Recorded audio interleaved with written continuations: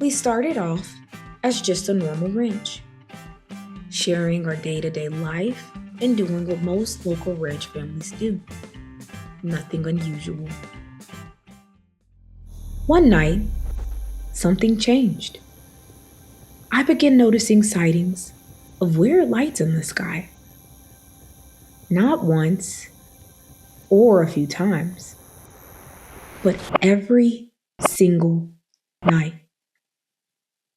Now, I want to take you along as I investigate what these lights are in a time where people all over the world are reporting similar sightings.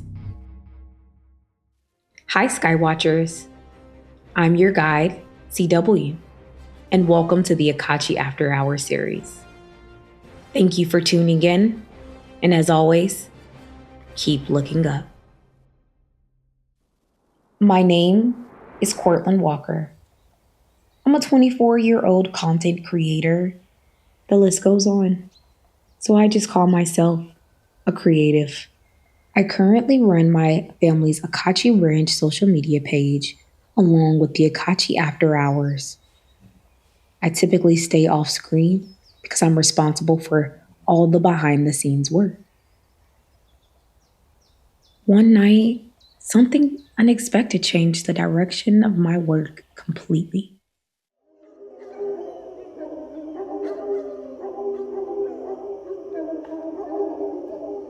I started noticing lights appearing in strange formations consistently around our ranch. And I felt compelled to research and eventually document what we were seeing. I knew I'd have to step out from behind the scenes to accurately present what this series is about. I want to be clear. This is the start of a new journey. I'm researching, learning, and explaining as I go. I'm not here to push any specific beliefs on others. I'm simply trying to be as clear and unbiased as I can while sharing something I rarely see people talk about openly. So let me clarify a few things. Number one, I'm not claiming that every observation I make is unusual or unexplainable. Number two, I'm not an expert. I have no background in FAA research or formal studies of UAPs. I'm just trying to understand and share what I'm seeing. Number three, I'm also not saying that what remains unexplained is extraterrestrial. The terms UAP or UFO simply mean unidentified aerial phenomenon or unidentified flying object, meaning we don't yet have a scientific explanation for it. What I'm learning is that the unknown doesn't always mean impossible. It just means we haven't figured it out yet. And that's the purpose of this documentary. My goal with this series is to research and investigate things I don't fully understand yet, so I can learn for myself and share what I find with others. A lot of people aren't familiar with what's normally seen in the sky or what could possibly be considered abnormal. This is all driven by curiosity, honesty, and simply paying attention to what's happening around us with an open mind. And honestly, some of these sightings just look strange. Before we get into the sightings, I want to share what some might consider the boring part: the setup. When I first started watching the skies, I was just using my phone, but soon I realized I needed to get a closer look. So I bought a pair of binoculars and a phone stabilizer so I could mount my camera and capture what I was seeing. From there, I upgraded to a telescope with a phone adapter to record directly through it. Now, I also use day and night vision binoculars to get a better look at things you can't see with the naked eye. At this point, I was in too deep. So I started using apps to cross-reference everything, like flight radar, ADS-B exchange, stellarium, ISS detector, and Skylive. And even with all these tools, they're not the end all be all. Sometimes they still can't explain everything I'm seeing in the sky. Now let's get into the good stuff. The first sighting we ever had was about 2 years ago on October 13th, 2023, in a little town called Mertens, Texas.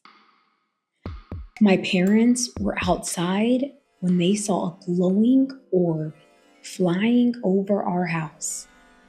My dad started recording it, then stopped halfway through. His reasoning: I was skeptical. I didn't know what it meant. I wasn't trying to signal anybody anything. My mom, on the other hand, was geeked. She said something like, I knew that we were not alone on this planet. After that, we just went back to life as usual, feeding animals, handling ranch stuff, occasionally catching strange light formations, but brushing them off as something normal. But about a year or two later, things changed. I started noticing these lights more often, moving, dimming, blinking, and forming patterns that didn't quite add up. And night after night, they kept showing up. That's when I started doing research. I started reaching out to ChatGPT. I wanted logical explanations. I wanted to know what I was looking at. It started as small questions, then turned into late night deep dives, and then sending footage for analysis. And let's just say those conversations got interesting. We'll get into that later. That's when I realized this wasn't just about lights in the sky. This was bigger than me. It became about learning how to recognize patterns and sharing my experience with others, especially for those who might feel discouraged from speaking up or uncomfortable talking about the unknown. From that night on, I started recording everything. That first night set everything in motion. I just didn't realize that it would become a nightly phenomenon. As I kept recording, I started noticing patterns. Activity would begin around 7:30 p.m. Central Time and last until about 11 p.m., sometimes later. The lights would appear in the same area of the sky, moving in familiar ways, like a routine that only they understood. Over time, I started learning how to tell the difference, and I'm still learning. How plane lights blink in steady rhythms, how satellites glide with no flicker, how drones tend to hover and shift. But every night, there were still a few that didn't fit into any category. That's when things started to get confusing, and honestly, a little addictive. Because once you start noticing patterns in the sky, it's hard to look away. And that's where we'll pick up next time, diving deeper into the patterns, the anomalies, and what these nightly sightings might actually be. Thank you for tuning into Akachi After Hours. You can follow our social media pages and our main Akachi Ranch page, where we share our everyday ranch life. When the sun goes down, that's when the real story begins. Make sure to like, share, and subscribe. Episode 2 drops soon, and trust me, things only get stranger from here.